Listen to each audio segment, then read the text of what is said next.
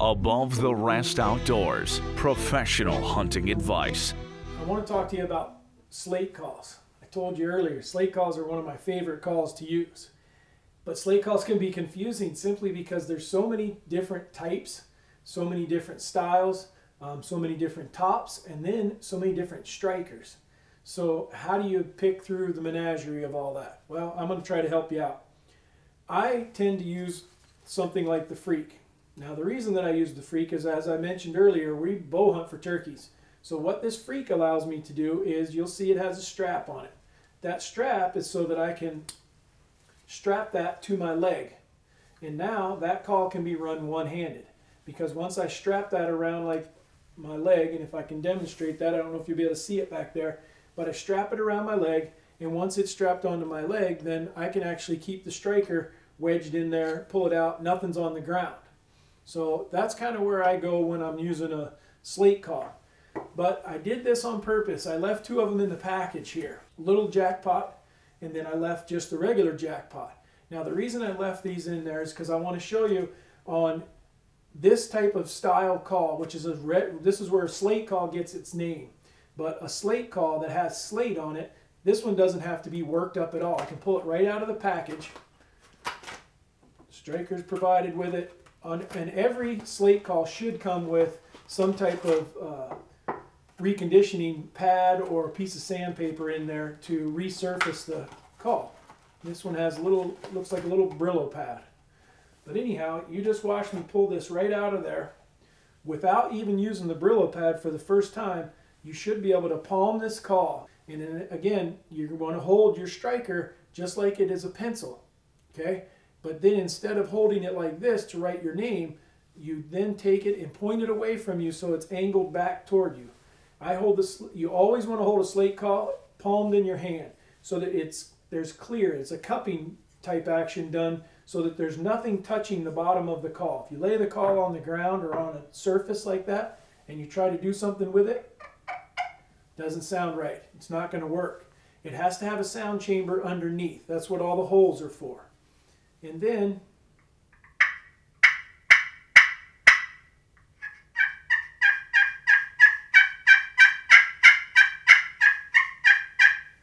pretty good sounding call to come right out of the package. As your call gets worn, as you use it more or you're out in the woods, you simply take that Brillo pad and rough up that surface again.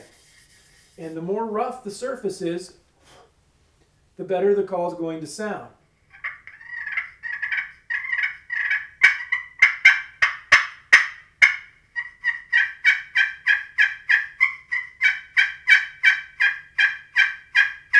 Simply slowing it down slows down the yelp, quickening it. There's two things that they tell you to do on these calls, and that is when you're making your yelps, you're going to make small J's or small circles with the striker. So when I make a J, it's... When I make a circle,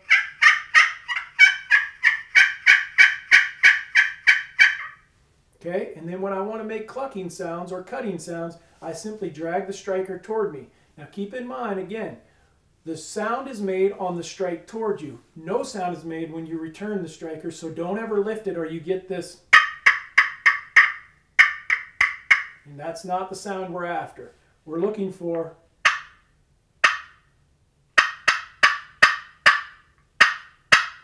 okay?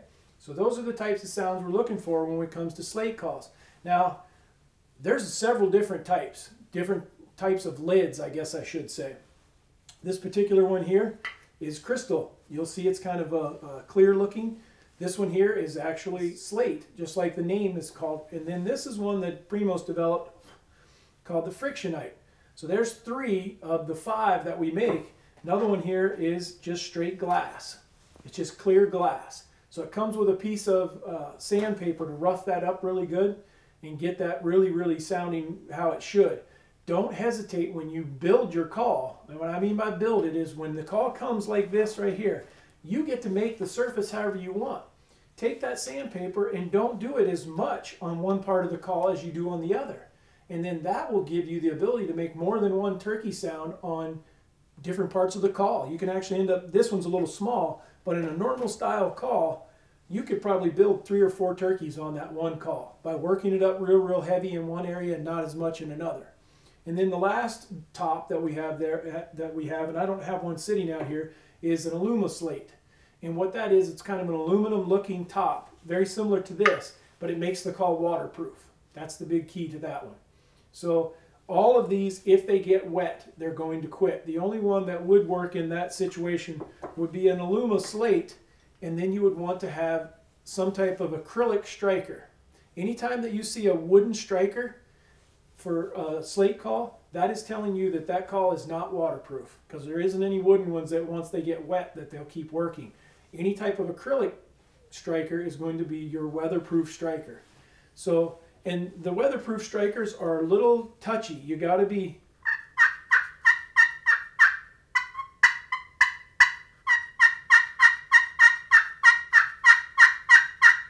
I'm going a lot lighter with my pressure than I do with a wood one, because they tend to slide across. They're acrylic. They don't want to stick on the call quite as well. So one like this is going to, I'm applying a little bit more pressure.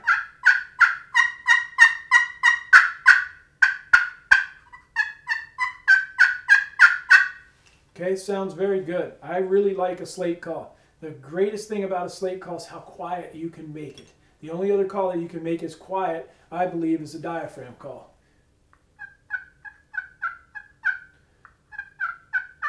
So when you got that turkey sitting on a limb, 150 yards away, you got him treed from the evening before, and you just want to let him know you're there, you can do a real soft call on a slate call. So the next time you're looking for a slate call, if you're looking for a one-handed call, I'll tell you right now, if you are a bow hunter thinking you're going to bow hunt for turkeys, make sure you buy a style call that you can strap to your leg. Okay, so you can run it one-handed. If you're a shotgun hunter or a bow hunter maybe, then you can probably look at any one of these. Again, if you're living in a very wet region like we do out here in Montana, then you might want to look at something like that Primos Slate that's waterproof. But other than that, there's really no preference. Like I said, I like the ones that strap to my leg as opposed to one that I got to build the sound chamber underneath with my hand, because then I have to run it with 2 hands. Thanks for watching Above the Rest Outdoors, and I hope this slate call tip helps you. Above the Rest Outdoors. The gear, the experience, the knowledge.